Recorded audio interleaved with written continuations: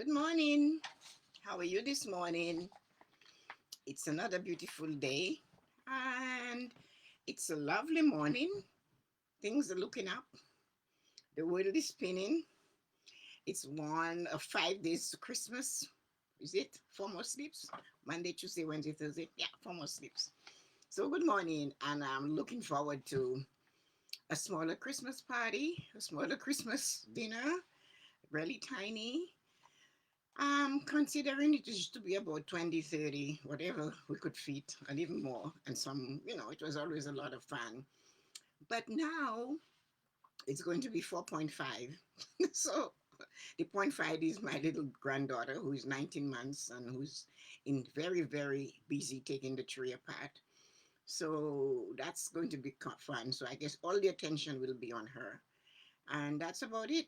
Nobody else. So it's a huge difference coming right now for this wonderful Christmas of ours. So let's see what we do with it and how well we are able to manage it. So good morning, everybody, and you hope you had a wonderful morning. Hi, Nina. Good morning, and I hope you had a great morning waking up. So, what was your greeting to self? My greeting to self was "Hello, gorgeous," and I said it with a smile. And at that moment, gorgeous wasn't. Excuse me. Hi, good morning, Ezra. At that moment, I'd just woken up. So gorgeous wasn't the first thing, but that's what came. So I wasn't feeling gorgeous, but it came to my mind. So I spilled it out. Good morning, gorgeous. And then I started laughing. I am very funny. I laugh at myself a lot. I always laugh at me. It's something that I don't know why, but I laugh at me. So here's your mantra for today. My response is my power. Um, we really need this one. Here in Toronto, we are going to have different news about our lockdown or our shutdown or our go down because of COVID-19. So our response is our power. We cannot let our response destroy our day, destroy the season. So we have to control our response or choose the type of response. The situation you cannot choose, but how you react to it, you can choose. So this is why your mantra said your response is your power because it is your power. So my morning blessing to you today is the magical benefits of reading. I know you're going to go, wow, why is she? What kind of blessing is reading? But before you do that, reading is something that is I'm very passionate about. But what I found out during this time, we're going to maybe be for the winter more cloistered than we were. So this is the time where I thought, get you ready, something to do, something to think about, something to try. It's not always on the internet, but you might have a book there. So let's look at it. So yes, let's look at the passion of reading. As you know, the passion of reading is something that they ask us to, as children, to make sure you read. So um, reading from an early age, I was taught that it would expand my mind. I was never told it would help me to not learn. It told me the more you read, the better you will be able to remember and you will learn things. You will find new words. So I was told that every book you read is a journey through the author's mind, through the author's eyes. So once you pick up the book, you're reading from what the author's mind was on when he wrote the book or she wrote the book, through the author's eyes. You will also feel the emotions of the author, and the magical thing about it was that you're going where the author has been. Then you move into a realm only known to the author. You travel through his senses and you feel his heartbeat because while you're reading and you're reading that book, everything that author is talking about or experience, you too are having that experience. So that's why they talk about reading is so important. Once you start reading, and it's good to start reading at an early age. This was my introduction to reading. My father brought me all the sorts of books he could find. He encouraged me to read and all of us to read. And then he said, you must learn to recite the words or phrase that touch your heart and soul. So that was different. He said, when you read, there's something in that book, in a paragraph. He said it might be the only thing you remember, but there is something that's going to touch you. It might just be three words, it might be one word. And it might be look at the word, is how the word is bracketed. Look at the word in the middle and how that word is the one you're zeroing on. But look at the words before and the words after. So he said that when you do that, that is going to touch your heart and your soul, he said. A word or phrases. Then he said, when you find a book that is your vision, you should never ever stop reading it. So when you find a book that has something that you want to do or you want to conquer or habit you want to learn or something you find fascinating, he said never stop reading it. He said you should always have that book next to you and you might just open that page one day, open that book one day, your fingers on the page and you might read that paragraph or that entire page, and that is when you know that book is really yours. When it gets tattered and torn, buy another one, but never ever stop reading that book. There is something in that book your soul knows you need to find. That's why it triggered you that day. When you find it, you will know. But the magic is you will want to learn it again and again until you begin to taste it like you taste and savor food. Only this is mind food. He said, this is food for your mind. So he's telling us, good morning, Ezra, Yoko, Hetty. Oh, hi, Hetty. Hi, Debbie. Oh, everybody's hi, Debbie. Back home. Hi, Corinne. Good morning. So one of the things he said, when you find that book, you will know. But the magic is you will want to learn it again and again. That thing in that book until you begin to taste it like you taste and savor food. Only this time it's going to be your mind food.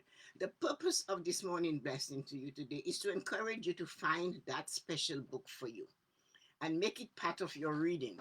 I know the joy of reading. I can curl up with a book and forget to eat. I have done that. Many times I had to say to my husband, "Oh, thanks for preparing dinner," because I was at that part of the book that I needed to go through. I wanted to know what happened. He would sigh and say, "Yes, dinner it will be served, Your Highness." It was a joke. But now that the world is closing in on us, we only have ourselves to engage with. That's what they're pushing us to do.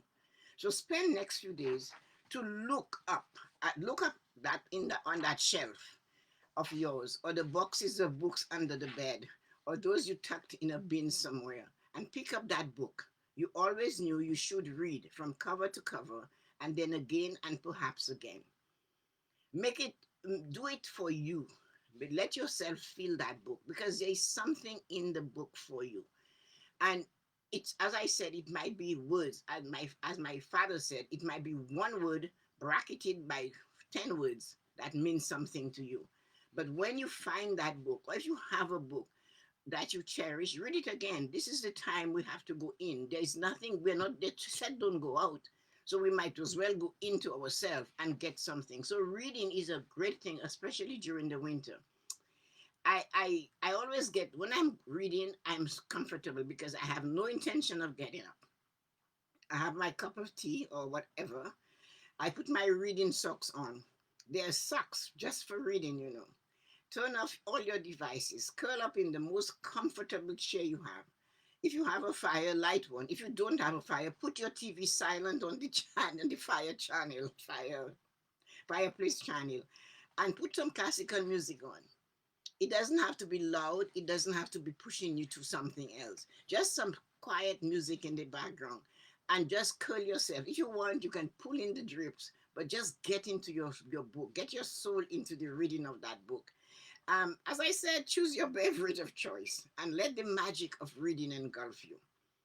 I, if I take up a book to read, and I sometimes I want to learn from the book, or if when I picked up the book, I notice that the book has something I can use, I get a highlighter.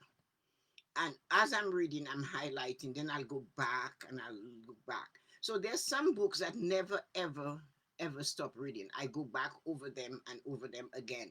I'm always looking for something. And some of them are from childhood, like the Scarlet Pimpernel, um, Lady Chatterley's Lover. And it's not anything like that, Dickens. I'll pick up any one of these books and I will read them over and over again. Um, because there's something in there, or it brings back a memory. And if the memory is a soothing memory, then fine. But this is the time to read. Get something new to do, because you cannot keep pacing the four walls of where you live, because that's what it's coming to for all of us. I'm keeping the best for the last. You're wondering what? Well, here it is. Take your blood pressure if you can and watch the numbers drop while you're reading. It will actually drop. If you are reading, you are more relaxed. Your stress level will go down. So before you read, if you have a blood pressure thing, take it, check it out, and then start reading. And once you're finished that half an hour, 40 minutes, or an hour of reading, take it again. You'll notice that your pressure has dropped, because you know why? You are more relaxed. You got into the book. You prepared that reading time. And don't, when you're reading, don't think of all the other things you have to do. Think of that time as a special time. Reading is so amazing. It's something like you are learning all the time.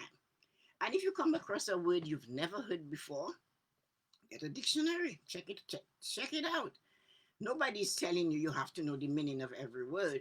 But then that word, you will find several meanings for it, of several uses for it. Or you could look at a synonym for it and find out, okay, so that word means that. And without thinking, I said, somebody was talking to me about a very aggressive human being. And I said, oh, he's just so mercurial. And she said, what is that? And I said, well, he's volatile. And so this is what it meant. So she said, oh, I never heard that word before. I'm going to use it. I said, fine. But the point of it is that we hear these words and we don't go further with them. And it's intriguing to find out why this person is using that particular word. So check it out. It takes, you have it on your iPhone, take the dictionary, download it on your phone, and look at it and find out what is the use of that word. And you'll find so many meanings and another word to replace it. So if you're writing or you're reading it and you come across it, check it out. We're able to go on vacation, but that does not mean we can take your most valuable asset on a vacation. Let your mind enjoy the scenery. So we cannot go, but we can go in through a book. We can go through the author's mind. We can go through that journey. We can look at hear what the author is saying. We can look at the different characters a little bit better. We can see if the author might be the one that will describe the dress, the outfit, what they're wearing, the scenery. They will maybe talk about the place. So they will describe that the trees were all gnarled and they were twisted, and they had, and you could feel the bark of the tree with your hands, and if you rush them, they would cut you.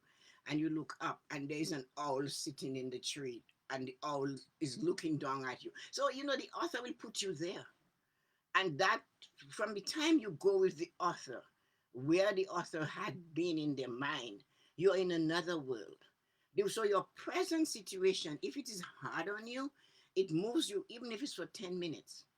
It takes you there, and you can pause. When you are reading and it's descriptive, and the author is really telling you the story from their soul, you can feel it. You can remember Shakespeare. And when I always like this scene from The Merchant of Venice, when he said, in walks Portia, dressed as a barrister of law. Now Portia is a woman.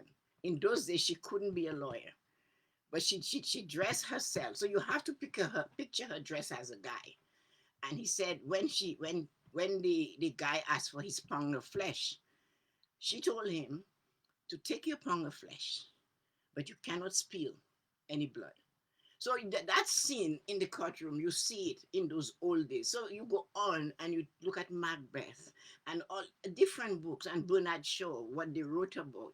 So these are the kind of things. And of course, there comes Robbie Burns and his poetry in the Scottish slang and the Scottish way of speaking. And he started writing because he had a broken heart. His lover jilted him. So that's what, when you get into any book, look at what Margaret Atwood does with her books. When you get into those type of books and you're reading any book, as a matter of fact, I don't care what you read. If it's going to make you read and enjoy it and take your mind off the stress of the times, then read. Because I will read, I like classical romances, so I will always read them. Um, whatever I can find, I will read. So my thing is during this cold time, this no time, we can only talk so much on a phone if a friend, but we can sit and we can find the right spot, we can find the right time, we can find the right clothes. Even what you wear helps you to read better. So put relaxing clothes on, warm yourself up. Don't forget your reading socks and sit there and your tea and enjoy reading. So that's what I'm offering you this week. Because today, like when you look at it, at 1 o'clock in Toronto, they're going to announce to us what we go, and they said it's province wide. What we're going to do. People cannot come from England, people cannot go to England. So there's a lot happening. So we have to find small things that can make us keep our mind away from that. So that's why I'm offering reading, because when things are tough, we can go into a book and stay there for as long as we want. And it doesn't matter if all you only read 2 pages or 5 pages, but get into the habit of spending time away from the stress of the moment. So send in your light and joy. Take your brain on a scenery vacation. Take your brain to the vacation that you always wanted to be. And if you're really, really, really good at this, you can write your own story. So if you really, really, really want, you don't have to be great. You don't have to have proper punctuation and spelling and all of that and paragraphs. Don't worry about that.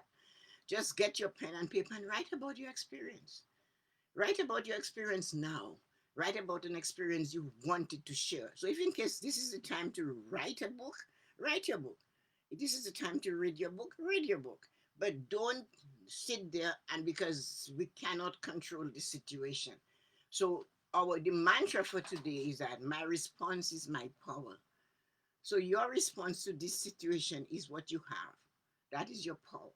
This is what you can control. So don't forget to do something more than just thinking about what we cannot change. So remember, your response is your power.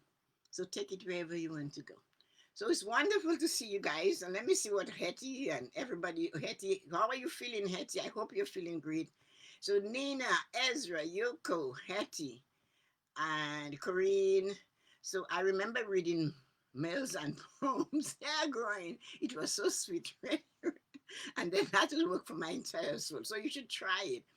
I was saying to my friend that I need to start reading again. I used to read too, but haven't done that. You know what? Oh no, you have to get back into it. Reading socks. You can get. Where did we get our reading socks? It was at Indigo. We got the reading socks, but they're long and they come up to your knee, and they're nice and fluffy and they're warm and they're really good for reading.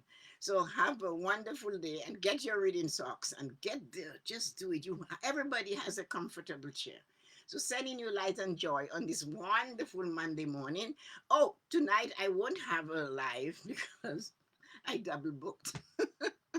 I have to take a salsa class or salsa class. Anyway, whatever, at 7 o'clock online. So you know me, an adventure comes my way. Oh yeah, I'll do it. So there I am. So anyway, I'll see you guys tomorrow morning. So have a wonderful day and hope you enjoy your reading. And don't forget, find your books before they cut us down. If you have to buy a new one, then get it. So sending you light and joy. Have a wonderful morning. Take care, everyone. Oh, the book club really helps. So I need my socks. Of course, you need your socks. Corinne and I have socks. Reading more these days with my little guy. So Nina is reading with her grandson. So this is great. You see what I mean? I'll enjoy yourself, ladies, and I'll talk to you guys tomorrow morning. Take care. Don't forget to get into your book if you can. Bye.